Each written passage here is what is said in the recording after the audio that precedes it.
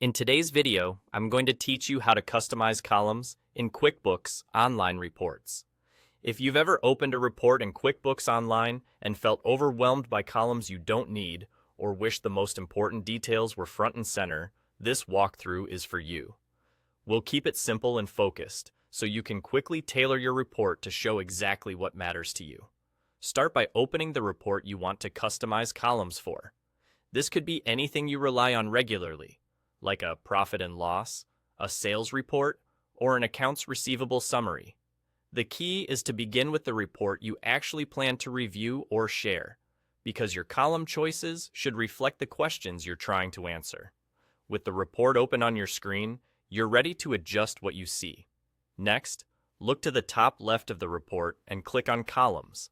This opens the column selector for the specific report you're viewing. Think of this as your control panel for what shows up in the grid.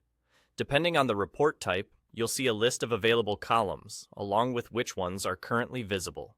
It's designed to be straightforward, so you can make decisions quickly without hunting through multiple menus. From here you can edit the order of the columns, or add and remove them. If you want certain information to appear earlier in the row, like customer, product or service, or transaction type, drag it higher in the list to bring it closer to the left edge of your report. If a column isn't relevant to your analysis, simply deselect it to remove the distraction. Conversely, if you realize you're missing context, turn on a helpful column to fill that gap. The options you see are specific to the report you opened, so you'll only be choosing from fields that make sense for that layout. Once your selections feel right, make your changes and click Save. This applies your choices so your report reflects your preferred layout. Saving ensures you won't lose the adjustments you just made, and it keeps your view consistent the next time you open this report. If you're collaborating with a teammate or preparing to export or print, this step helps guarantee everyone will see the same, clean structure you intended.